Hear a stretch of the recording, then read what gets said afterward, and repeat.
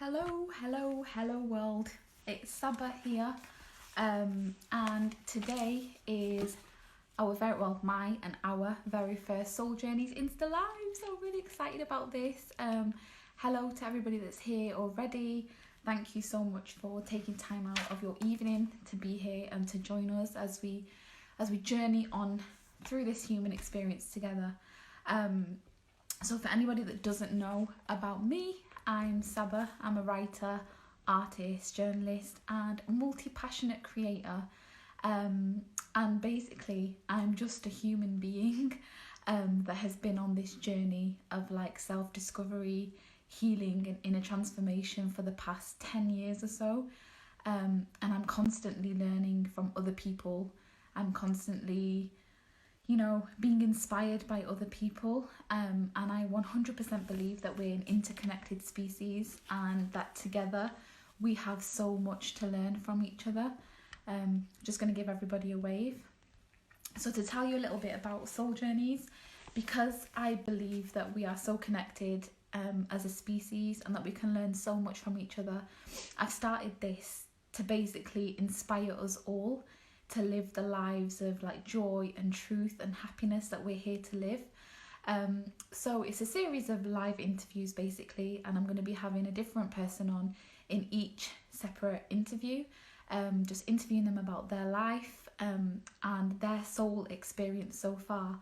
I'm just waiting for Madiha to join, but Madiha is our very special guest today and I'm so excited to have her on. So Madiha is literally one of my closest friends and I'm so grateful to call her that, because when you're on like kind of a journey like this, you'll attract people that will they'll benefit you and you'll grow together, or they'll show you that they're not the kind of people that you need to be around for your growth. And Madiha is one of my amazing friends that just came into my life and she's taught me so much. So I'm just waiting for her to join so we can pull her in. But I'm just going to tell you a little bit about Madiha and her background. So hello to everybody that's here. Just going to give you all a little wave. And I just turned the camera around. I didn't mean to do that. But thanks so much for being here. So basically, Madiha and I went to high school together. And we were never really close in high school, which is crazy. But at the age of 13, Madiha lost her father to cancer. And it's funny because it was very close to the time that I lost my father as well.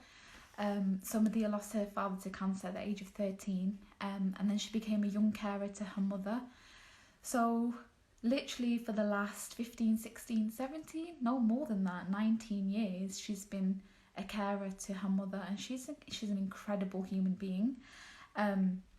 But for 15 years, Madiha suffered with crippling anxiety and depression, so much so that she couldn't even leave her house at times. And then something amazing happened about 3 or 4 years ago now, and she had this incredible experience which absolutely turned her world around.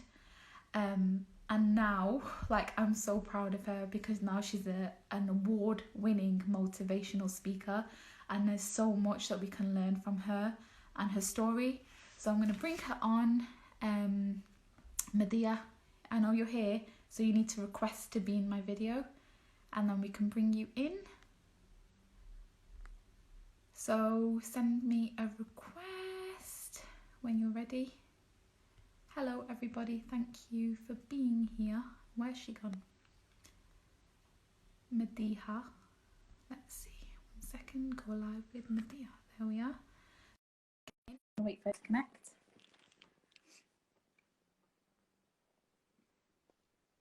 Hi! Hi! Finally, we got there. Yeah, we got there in the end. This is my probably first Instagram live, I think. I think this is my first Instagram live, I think. Well, welcome to the wonderful space of Instagram. It's not all it's cracked up to be, I'm telling you. But how are you? Because I know you weren't feeling too well today. Yeah, I'm doing okay now. I've rested. I don't know what I ate yesterday, but yeah, I was feeling really unwell. But yeah. How are you feeling about being here and like sharing your story and that kind of thing? Yeah, I mean, I'm just so grateful for all the opportunity. I mean, since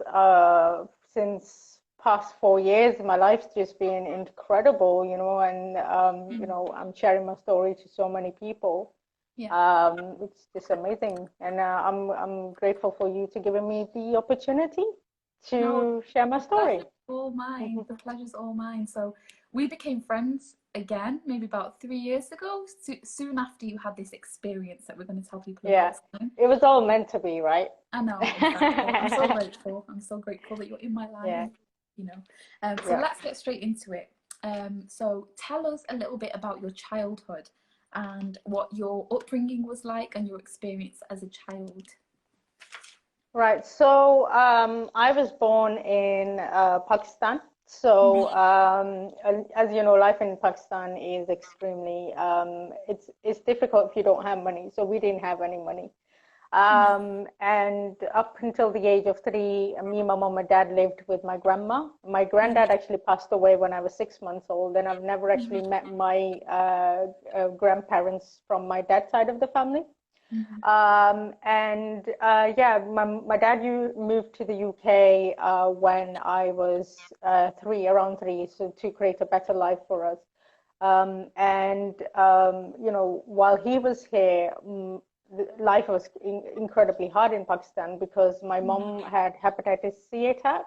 Wow. And yeah, so we had no money for her treatment, so she was struggling quite a lot in Pakistan, and my grandma was ill, so my auntie and her husband took us in. While all of that was going on, I had there was a teacher in my school that was quite aggressive, quite abusive. So every day she would get me in front of the class and she would ask me to read something. And if I couldn't pronounce it, and now I was like 4 or 5 year old, you make mistakes. Yeah. So every time I would make a mistake, she would punch me right at the back. She would hit me rudely, send me out of the class, slap me, shout at me. This is in Pakistan, right? This was in Pakistan, and back then it was the norm. In Pakistan, it's just like, oh, it's only a slap, Yeah. but you don't realize that it kind of gets buried in your subconscious mind. So my grandma died when I was like 6. So me and my mom moved to the UK to be with my dad around the age of 7. And life in the UK was it was hard at first because I didn't speak any English. It's obviously scared of school as well because in Pakistan the teacher was quite abusive, so I thought the teachers here were exactly the same, but I soon found out they weren't. So that was a bit of my upbringing, really. Yeah. And then can you tell us a little bit about your story with your father and what he was here doing for you, and then when he got ill and that kind of thing? Yeah, so he was here. He was working so many jobs, trying to earn money for us. So he was just takeaways, delivering newspapers and things like that. Any job that came up, he was doing. But he was really stressed out. When me and my mom moved to the UK, we still didn't have enough money to pay the bill. So we had a house where we stayed in the living room with one heater and one bed. And my parents, because I used to move around a lot, my parents gave me the bed while they slept on the floor. But you know what? I'm so grateful for that time because, we didn't have much, but we had each other. We used to sit around, play board games, and Ludo is the favorite thing in Pakistani household. My dad used to train me we used to go in park and play cricket. Life was pretty good because I was reunited with my dad when I moved here. I was like, yeah, this is it. It doesn't matter about the money. I'm with my dad. But then we were in Bury before. We moved to Levenshulme to join high school. That's where we met. Yeah. So that's when we found out my dad was diagnosed. He was diagnosed with cancer. So he had it's in his bladder, the cancer. So at the time, I wasn't too aware of what cancer was. I thought he was going to get better, and plus my mom and dad were saying, he's going to get better. 6 months later, he was in the operation, and my parents were like, don't worry, he will get better. It's just a little operation. It's not only until like his final days when I properly found out that actually he's gonna die. So that was a double shock. Did you understand death at that point? Did you understand what was coming? I kind of did, because like all my grandparents died beforehand, and but I did not understand it to extent where it would be my parents, sort of thing, So I didn't even think cancer was that dangerous at first. Like I was 12, 13, I didn't really pay attention to it. I thought it was just one of the illness, disease, my dad will get better, but obviously he passed away within a year. So it was kind of hard at first, really hard at first. So in the initial stages after your dad passed away, how did you handle it yourself before we talk about your mother and stuff? How did you take it? I did not have time to grieve at all.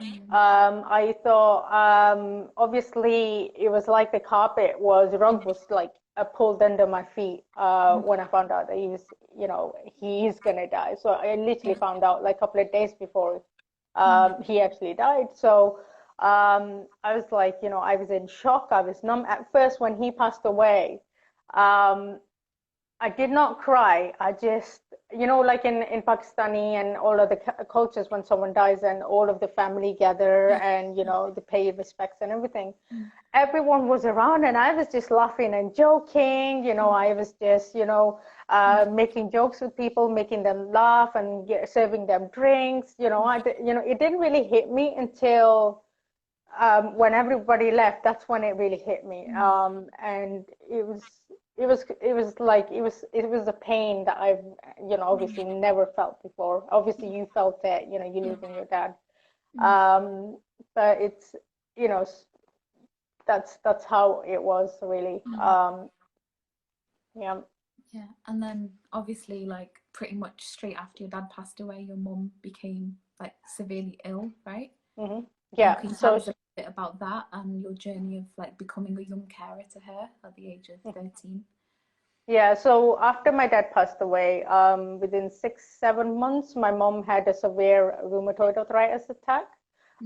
So she, not only that she had hepatitis C, now she has a severe rheumatoid arthritis. And with rheumatoid arthritis is where your fingers and your joint is basically joined. So her fingers started to like sort of bend really fast.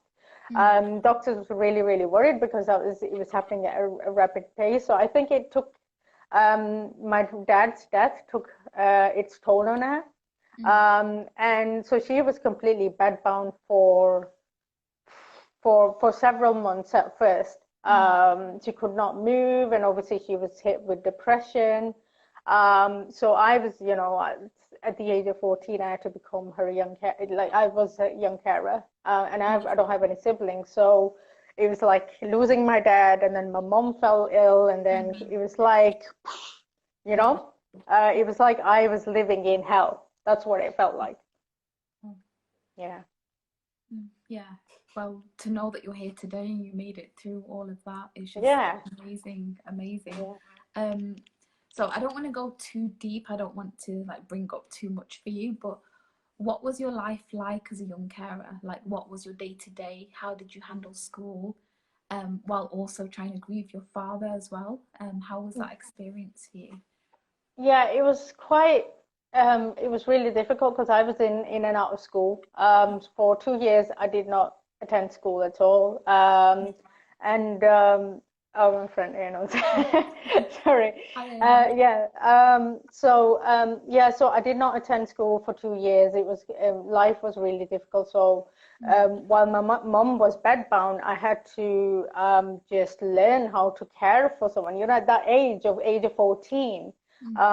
your parents look after you, but then this was, so I used to just, give her food, feed her food, because at first, because she couldn't move her fingers at all, so I had to like break like chapati or bread into little pieces and feed her. I used to take her out for a walk, and shopping or some doctor's appointment. So all of these big responsibilities, phoning, like ringing, I don't know, just random social services, ringing people, doing things that you kind of later on in your life learn.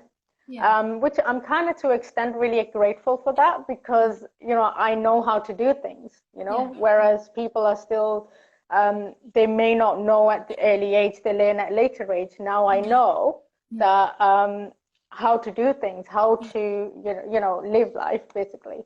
So yeah, that was it. If we take her out for walks and try be positive as much as I can. But while I was doing that on the surface, trying to show her light, I was struggling inside, because I was, my dad passed away and my mom is, like that. And I'm on the surface, I was kind of suppressing my feelings. Yeah. So how did like, just tell us a little bit about your journey with anxiety and depression, because obviously all of this was just put on you all of a sudden. And obviously, like you said, you were forced to grow up super quickly, and you all of a sudden, from being a single child with two parents, you became the parent. So can you tell us how that led to your anxiety and depression, and how severe it actually became for you? Yeah, so okay, so I was suffering from anxiety, when my dad passed away. So it was for 15 years I was suffering, as you know. So at that time I was just it got to a point. I was okay for several years, but it got to a point when I was around 18, 19. That's when my life started to just really, really took turn for worse. I started to have severe panic attacks because I was suppressing so many things inside. And somehow it was trying to come out, but I was, it keeps suppressing the pain and everything. So I used to have 2, 3 panic attacks a day. I couldn't even go to my garden. And that was my life for like what, 8, 9 years, completely in at home with severe anxiety. I used to have befrienders. I used to be in and out of counselor, but I used to have befrienders who would take me to, they would come one week, they would take me to my garden one week. So they would come again and then take me to the street, or they would take me to the park. That's how bad it got. With I used to binge eat quite a lot. Like, I used to, because, when you're in pain, you're like, I'm in pain. I want to hide it, eat something, do something. And yeah, so whenever I didn't used to eat, I used to just go several weeks without eating anything, just throwing up. I was living in so much fear. Like, my dad is gone. Like, it was like a big chunk of wall was taken away from me. And so I felt unsafe in this world. I felt frightened to be alive. Like, this is living hell. And I was living in my own hell. For a long time. For 15 years I suffered, but then 8, 9 years, that's when it really went to a point I couldn't, oh God, I can't do this. Yeah. So what about your school and college and university? Did you have any of those experiences that like normal people have? There's no such thing as normal, but I went to college after school. I barely passed my GCSEs, by the way. So when I was in high school, I literally couldn't. I was out of school for what, 2 years, like I said. And then I did go on to college. I did business and ICT. And I think I did about 3 years, 2 years. I can't remember now. It's like 10 years ago. So I did manage to go to college, but then even then I was really struggling. I was struggling because my home life was really difficult. caring for my mom and coping with my own anxiety, as well as going to college and getting these essays and assignments in. So yeah, I did complete up until college. Yeah. Yeah, wow. Well, I was at school with you, and like it's just crazy now that we're older and we look back and we see that, like, you yourself included and myself included, we were all suffering from something.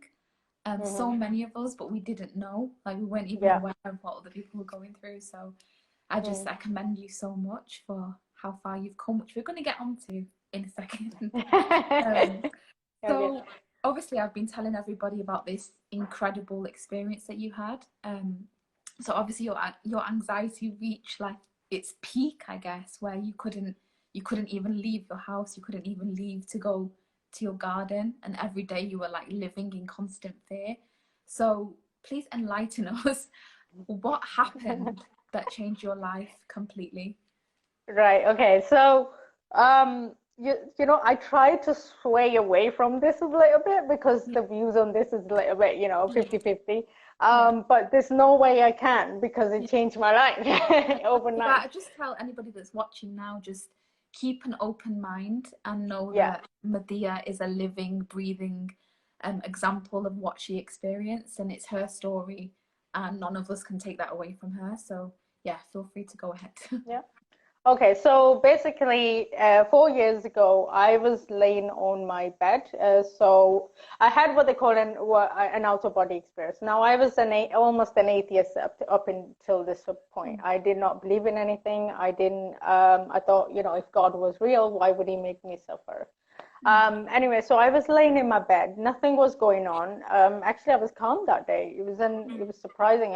Normally I would have some sort of fear, but that day was just really calm. In the evening, I was just laying in my bed, and all of a sudden, I felt a vibration within my body.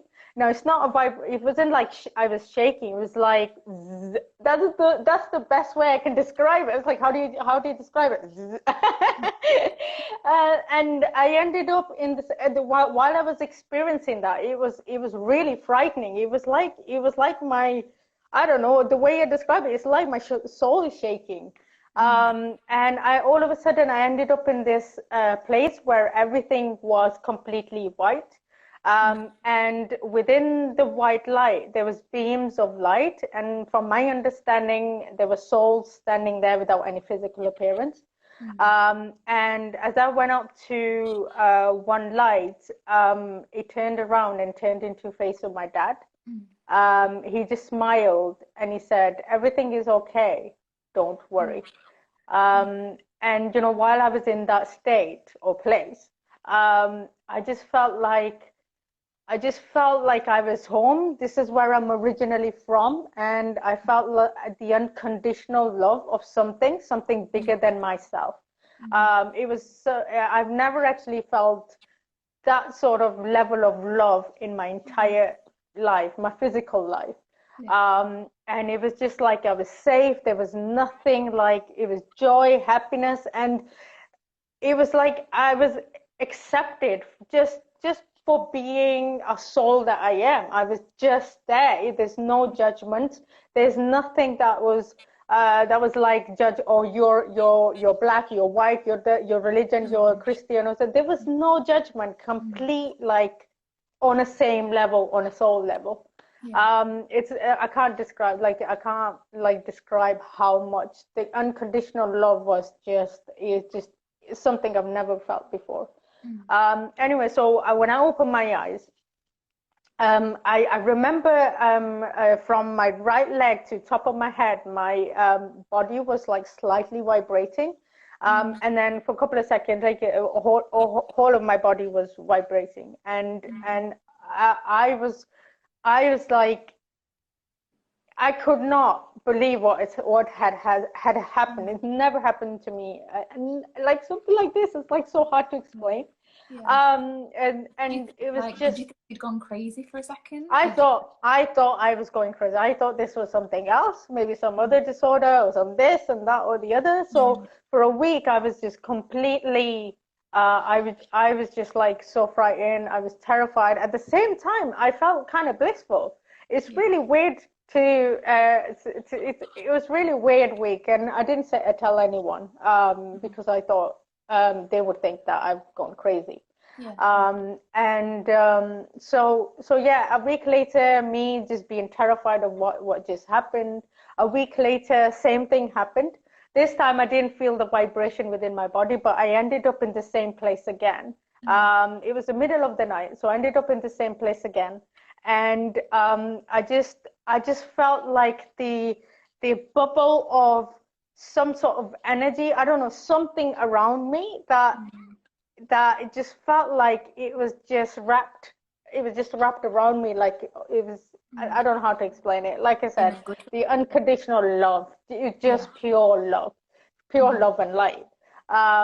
And I remember that was quite brief actually. And I remember when I woke up and I opened my eyes, I did feel the vibration again this time. But then I was just randomly in my sleep. Now I wasn't very religious at this point, and I'm still not religious, but I'm spiritual. I just started saying thank you God for everything. I just just mumbling in my sleep, thank you God for everything. And all of a sudden I like heard the loudest like noise in my right ear that said, stay positive and keep going. I was like, oh my God, it was just insane. And that night, it was like everything within me changed completely. And I cried so much that night, not in pain, but in happiness. I cried because I felt loved. I felt the unconditional love, and I understood that we are all connected on a soul level. I understood it. I saw it for myself. So, and it was just the fear when everything that night was just completely turned. Completely turned. Yeah, wow. Yeah. Because like some of us, we wait our entire lives for this, or it's a lifelong process of change. But for you, it was like an awakening shock. So it happened, and like it was your life changed. It's like Eckhart Tolle's story, where he was so severely depressed, and in one moment his life just changed. And I feel that that's exactly what happened with you. So from the point that you had these out of body experiences, for anybody that's just joined, so Madiha suffered from crippling anxiety and depression for about 15 years, and she had an incredible experience, which was an out of body experience, and everything changed. So from that point that you had that experience, tell me about your life, like what happened, how did it affect your day to day, and did you ever tell your mum that you had an out of body experience? No. I kind of mentioned it a little bit, but she's like, what are you talking about? I was like, you're supposed to be religious, mama. Yeah, so because obviously you don't experience it, you only think that masters like prophets only experience this thing, but in the end they probably just, I'm not familiar with religion, but like everyone has the ability to experience the same thing. It's just a case of whether you are open to it or not. Anyway, so after that night, everything just like I said, changed completely. The next day, from a person who couldn't leave the house without having panic attacks to doing everything. I went and I joined the gym. I went to supermarket, Tesco. I used to be so anxious going to Tesco. And I just went, did my shopping without any fear. And that led for me to socialize. And then I was like, what do I do now? Helicopter rides. I went on helicopter ride twice over Manchester and Peak District. It just changed my whole perspective of the world. I mean, I just couldn't. It was like I was given a new pair of eyes, and I still can't describe it. I mean, it was just so unreal. So that it just led on for me to become a motivational speaker. Now, while I was working on myself externally, I was doing the inner work. I was doing what I was running away from. So, not just the external work. I was working in within myself to Yeah. heal past all the traumas that I experienced over the years. Yeah. And I think that's one thing that many people today are afraid of, is to go in like deeply within themselves and to heal the trauma. And like for some of us, we don't even know how deep that trauma goes. So for you to do that is just an incredible thing in itself. So well done, honestly, on doing all the work and like emerging from the other side. Yeah. So where you are now, and now that you look back on anxiety and depression, what do you understand it to be? Like, what would you say it is?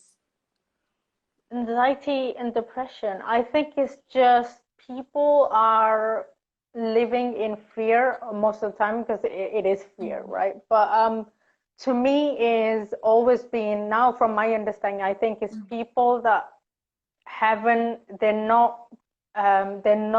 can't be their true selves. So one thing that spiritual awakening can do for you is to be your true self, opens up that gateway.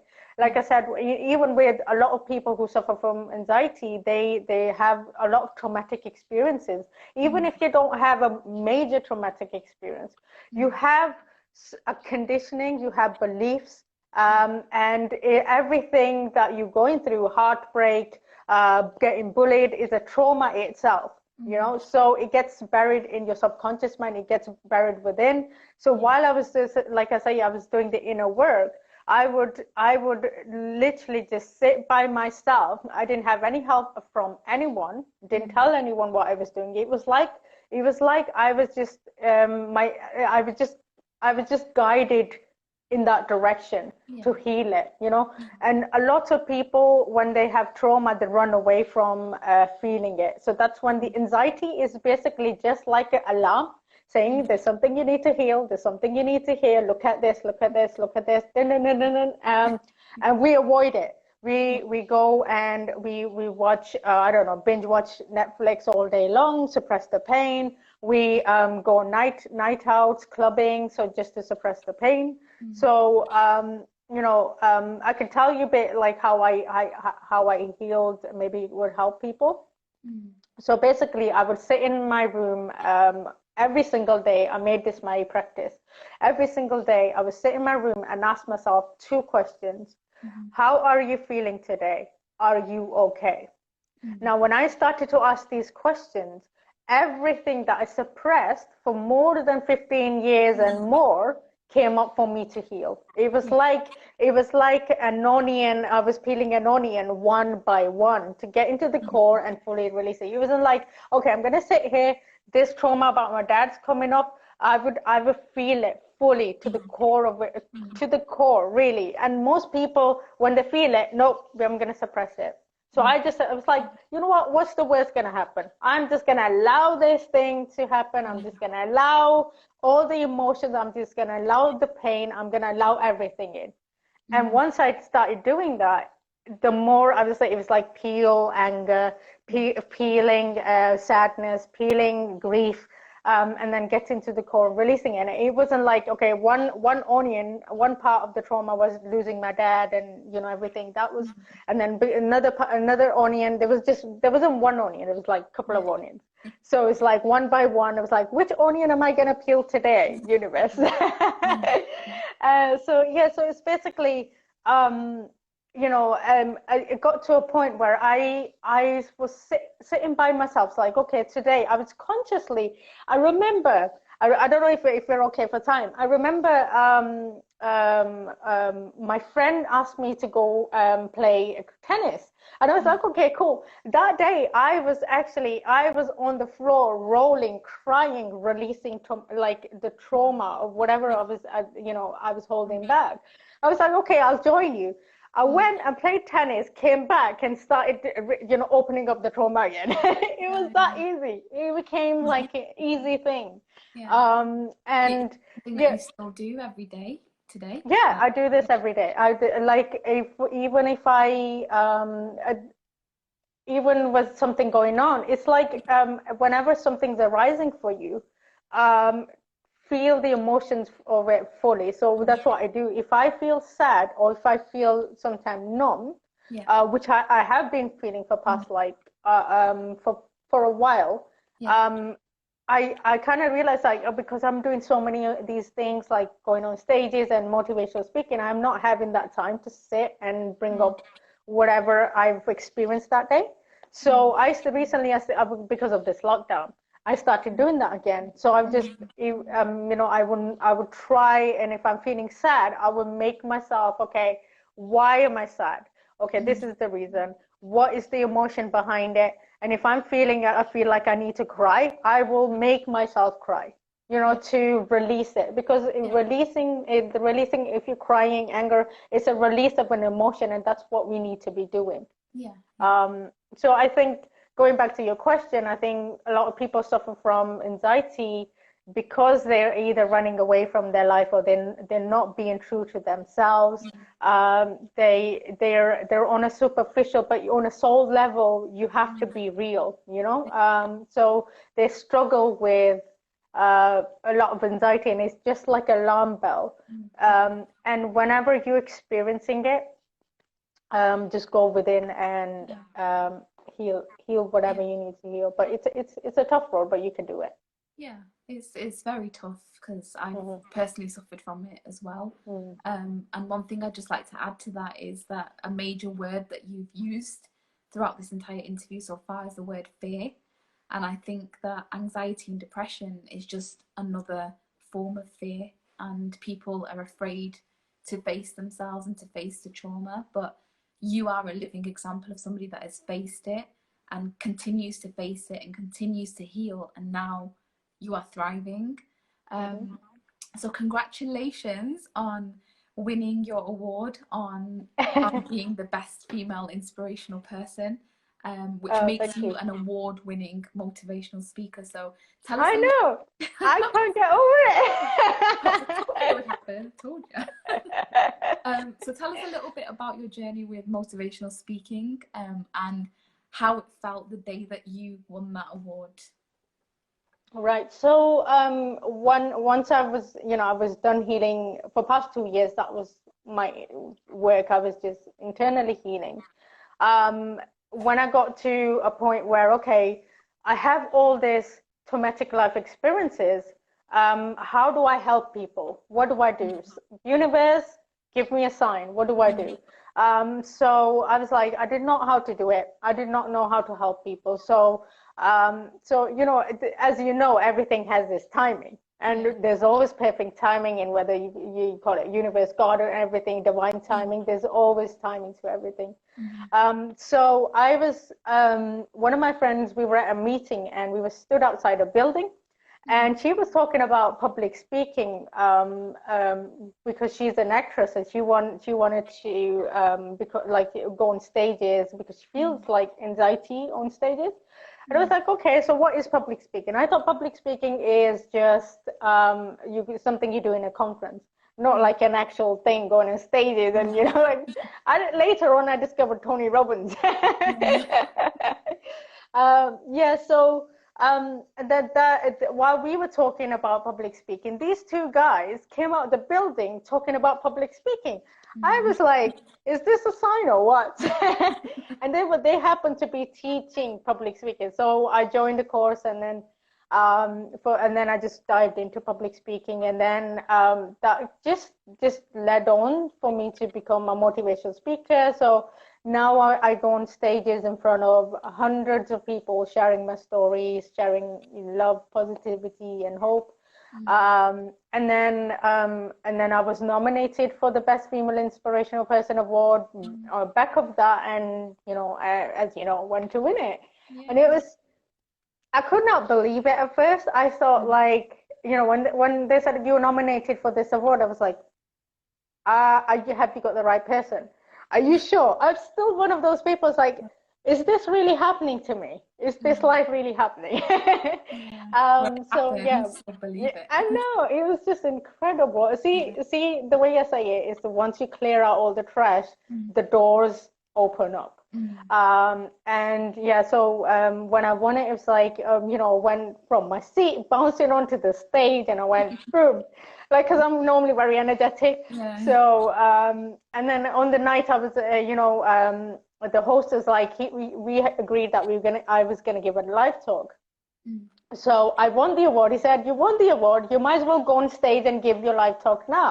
I was like, fitting, perfect. Yeah. So I stood there and just gave a live talk to over 200 people or something, and it was just incredible experience. I just love.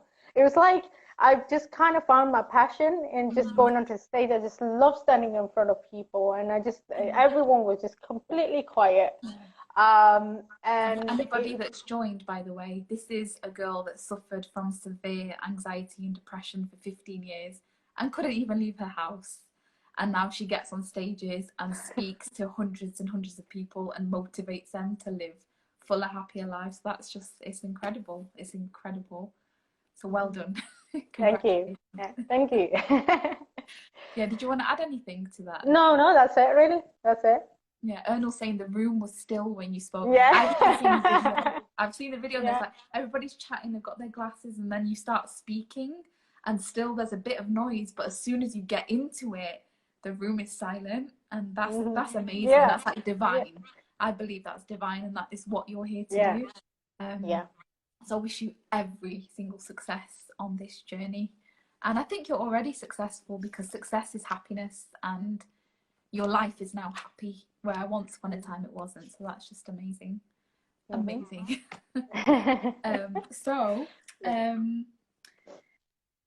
Okay, I've asked you about that. So now, obviously, everybody.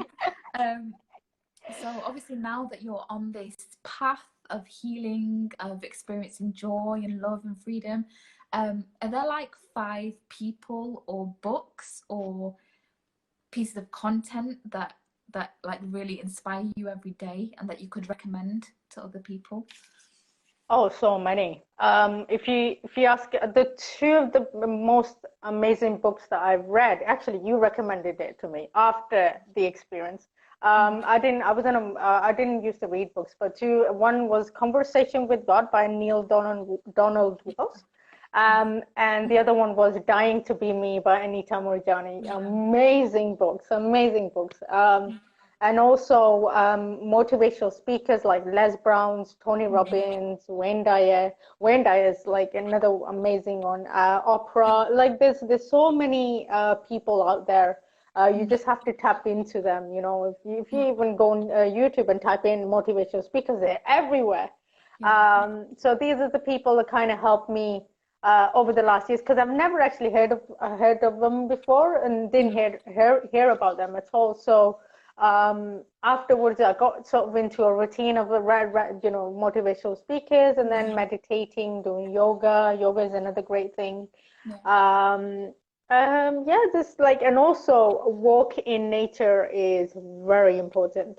I say that we sometimes forget, we're so busy in our world that we forget that we are part of nature. So taking that conscious walk every day is just amazing, because before I was just cooped up in my house, and if you're in your house all the time, obviously your anxiety is going to get worse. So these are the people that I actually recommend. Amazing. So if anybody wants that list, I can share it later on my stories or something. Go on. I actually made a YouTube video of the 10 tips you can do during this lockdown.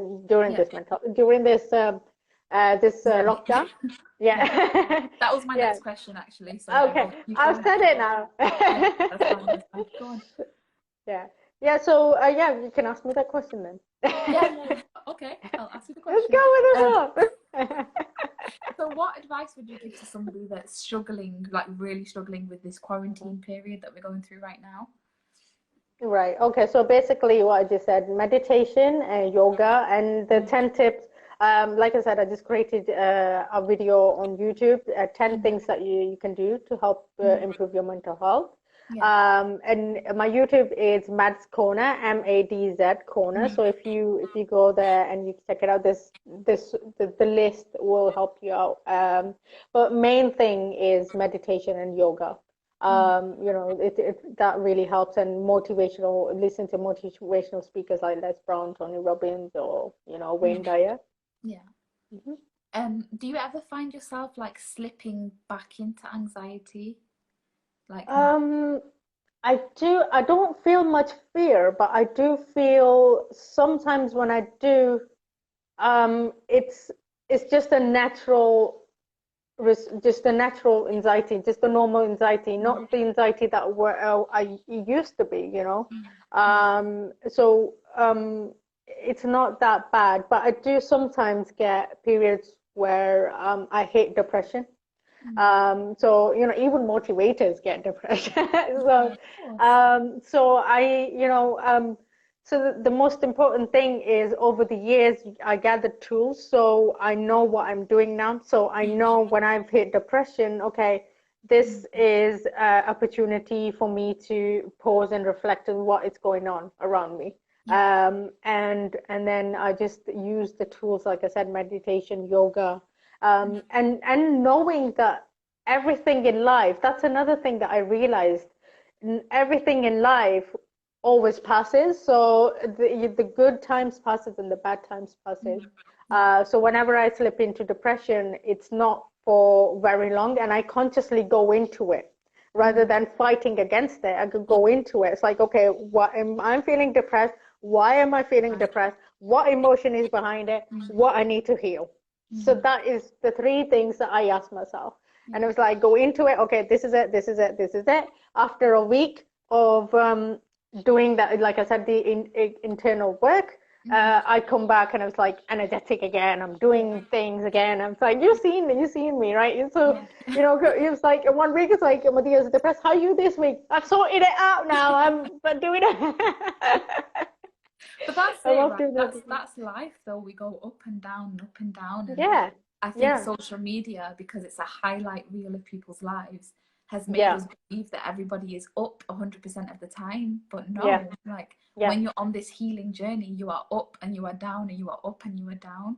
And yeah, it's absolutely. understanding that and watching that. So Hmm. yeah, Yeah, amazing that you've done yeah, this and you know you've come this far and you're aware of yeah. that. So Hmm. yeah, that's incredible. And how is your mum now? Like, how has she dealt with this change in you? Is it something that she sees as positive? At first she was like, what is going on? The thing is with my mom is because I was living with her, caring for her. Yeah. At first she, because she's dependent on me, you know, like whenever, so she was dependent on me. She didn't take it like um in a positive sense before. But then when I started winning awards and everything, and then she's like, I'm really proud of you now, you know, you're doing so well. But you know, like I think it was like her sort of ego was a little bit scared that, you know, I'm gonna be going away from her, but which I'm not, you know, I may be away here, there doing this thing. I'm not away from her all the time. So it's me and my mom. I just recently got my own flat, so me and my mom just got our relationships being stronger than it was. Yeah. You know, so she's And taking you need it. that She's taking it distance. really well. Yeah, yeah, Yeah. they will. Okay. Well, that's Yeah. amazing. I'm glad that you have people that are supporting you around you and like you're inspiring so many people. And like Ernal just said, Medea is going to be the next person to inspire the world. And I truly believe that. You Even Bob Doyle said that. say that again? Bob Doyle said that as well from The Secret. There you You know, go. I So met it. Bob Yeah, yeah. Doyle. So, That's amazing. That's amazing. So I don't even know. I have no access to the time right now, so I don't know how far along we are. yeah, Have you got the time? 9:48. 9:48. Okay, we've got time for the last couple of questions. So what would you like the future to look like for Madiha Sosan after this whole quarantine period is over? Um, Obviously going on stages, giving live talks. That's one of my like I love doing that. Can't do Yeah, that right now. but you can do it. And Yes. hey, I said yeah, you can do yeah. So it. I know, but I love this the thrill of going onto the stage. Yeah, It's not nothing like it's yeah, amazing. The adrenaline rush, and then people tune into you. You can, you know, it's like you feel like a powerhouse. It's like you're on stage and you're like an energy supply, and everyone's like tuning to you, and then you can feel that energy. Yeah, so you know, like I said, like going onto the stages, that's another, you know, that's one of my main goal, and it's to help people while on to, you know, while giving a talk, or just help them, mentor them, or whatever, whichever way. The thing with me is I don't plan too ahead, but that's probably why I'm being so successful, because I'm not never attached to the outcome. So that's one of the things that I realized, that the more you get attached to the outcome of things, the more you kind of suffer. If you just sit back and let the divine plan flow, whichever direction that your soul's meant to go in. So oftentimes we think that we need to be this sort of person, but then we're not happy at that situation, because your soul is saying, no, you start with that, you love doing this, you know, your soul is like to keep pulling you away, but then you're, you know, it's that battle of pull and push and pull. So I'll see what comes out of this, and I think as a whole, in everyone else who's going through this right now, they are going to be, everyone is going to be totally different. They're going to be different to a certain extent. The world has changed, and it's I know never going to be the same again. So that's never going to be the same, and it's great. It's great. I mean, you know, this is like, you know, obviously there's a negative side to what's happening. You know, the virus itself and everything, but there's a positive side to it as well. Whereas people are more and more people getting creative. They're going within themselves. They're much kinder to each other. They're doing amazing things, and they're learning so many things. You know, so there's always the positive. That's it. And also, Earth is healing. You know, so it's almost like a reset button. Reset for everything, I think. And like with everything that exists, its opposite exists as well. So this is a dark time, but at the same time, it's a really blessed time full of light and peace and love. And hopefully, I hope that we can move forward and we can transform our own lives, but transform the world as well, because I feel like the earth was crying out for it, and this came at the time, the right time. So my final question is, if you could share one message with the entire world, what would it be? Right. Okay. Just one. Just one. Okay. Okay. So I would say, don't be afraid to go within, even if it's a really, really painful process. Don't be afraid to go within. Your soul is here to expand and evolve. And so the challenges that you're facing right now, you will get through them, and you it's like the fastest route to your growth. So like I always say, you need to go through the darkness in order to see the light, you know, in order to feel the light. There's a balance of both things. So light comes easy, but darkness is harder to digest. So work with your shadow, work with your inner self, give yourself love, and live your life without any fear.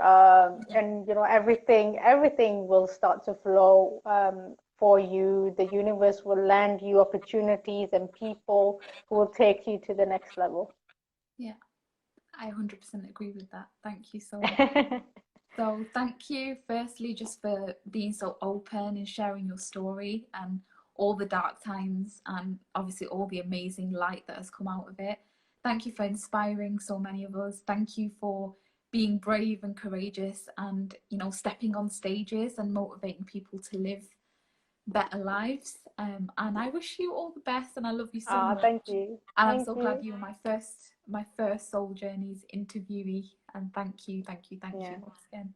And I'll probably speak to you after this interview. He's like, yeah, okay, cool. But thank you so much, and thank you to everybody that joined. Madiha's interview will hopefully, if I can save it after this, it will be available on YouTube, and I'll be doing a write-up on the blog as well. But yeah, I've thank got you. we got Yeah, 5 minutes. Does anyone want to ask any yeah, go questions ahead. quickly? If anyone wants any question, then we can just Yeah, wrap up if there's anybody that wants to ask a question, get it in right now because we've got right now. You got 10 seconds. 10, 9, 8, 7. Is there anything you want to add, Madiha? Anything? Um, uh, I don't know. Whatever. What do you want to know? I think you kind of just I've just told everything, didn't I? I've asked you all my questions, so now is there Anything, anything else you want to share?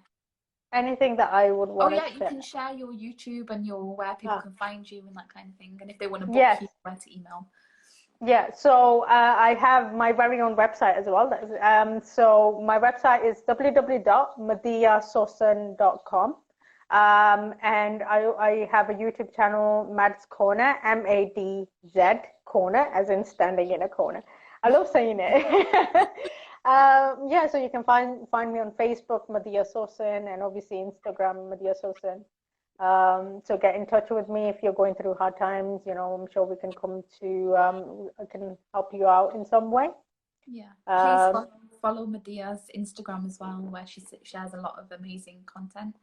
And yeah, if anybody wants to ask you a question, obviously I'm sure they can head to your page, send you a DM and all of that. But thank you so much. I'm gonna end this before, there, look, Ernal's just shared your Thank you, Arnold.